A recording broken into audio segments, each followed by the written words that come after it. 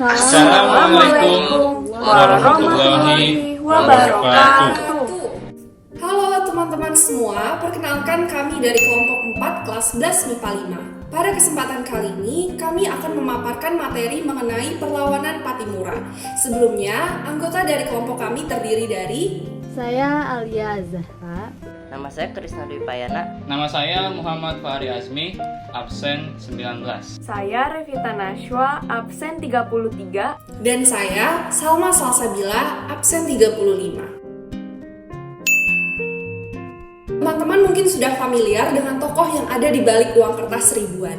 Beliau adalah Kapten Pattimura yang merupakan pahlawan nasional sekaligus pemimpin perlawanan rakyat Maluku di tahun 1817. Dalam buku Sejarah Indonesia karya MC Reclux dijelaskan bahwa perlawanan Pattimura dilatar belakangi oleh berbagai kebijakan Belanda yang menyengsarakan masyarakat pada saat itu.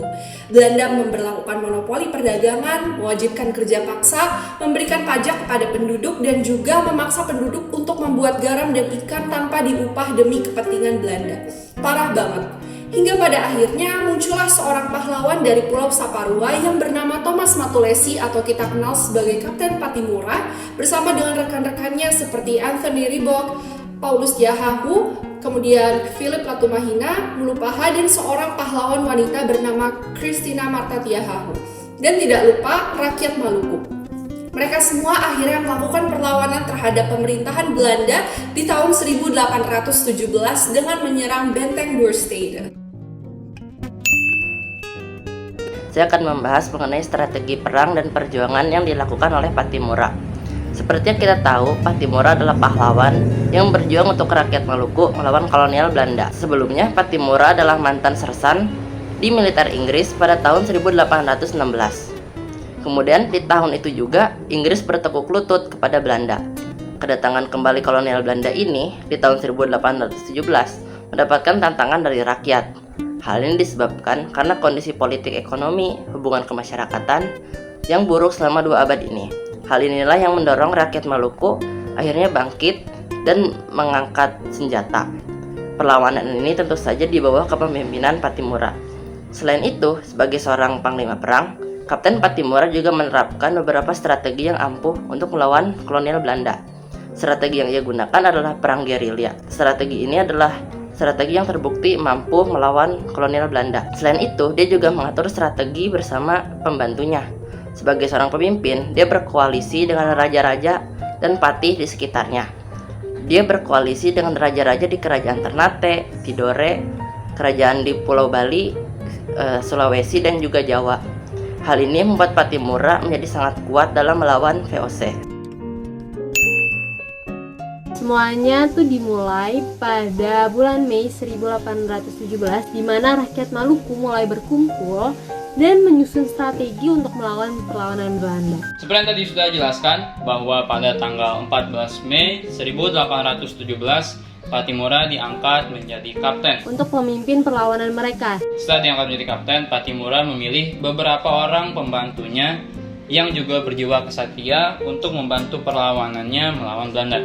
Orang-orang tersebut yaitu Anthony Rebuk, Philip Latumahina, Lucas Celano, Arwang Lisapari, Melchior Kesaulia, Sarah Sasanaki, Marta Christina Tiahahu, dan juga Paulus Tiahahu. Perlawanan dimulai pada tanggal 15 Mei 1817. Perang bermula dengan sebuah serangan malam terhadap pos perahu yang berada di Pelabuhan Porto. Sejumlah perahu milik pemerintahan Belanda habis terbakar dan menciptakan kerugian yang sangat besar. Karena jelas, hal ini akan mengakibatkan terlambatnya proses perdagangan. Pada tanggal 16 Mei 1817, Pattimura beserta pasukannya mulai menyerang pos dan benteng Belanda di Saparua.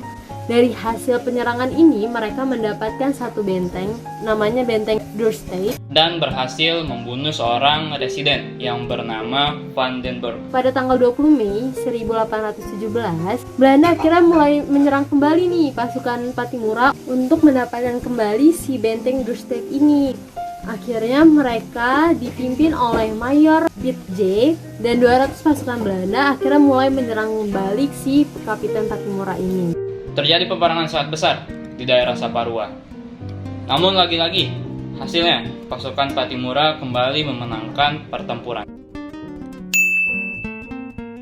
Nah, sebenarnya akhir dari perlawanan rakyat Maluku itu pada bulan Agustus 1817. Perlawanan rakyat Maluku tuh mulai terlihat, di mana-mana mulai ada perlawanan. Dari situ kan Belanda akhirnya kayak mau gimana caranya si rakyat Maluku ini gak melawan mereka. Pada bulan November 1817, Belanda meminta bantuan tentara dari Ambon. Tentara bantuan itu berada di bawah pimpinan Kapten Lisnet dan Kapten Mayer. Di bulan itu juga, Belanda menyerang terhadap pertahanan inti pasukan Pattimura dan benteng Dürstedt. Karena terdesak, rakyat Maluku dan pasukan Pattimura mengalami kekalahan.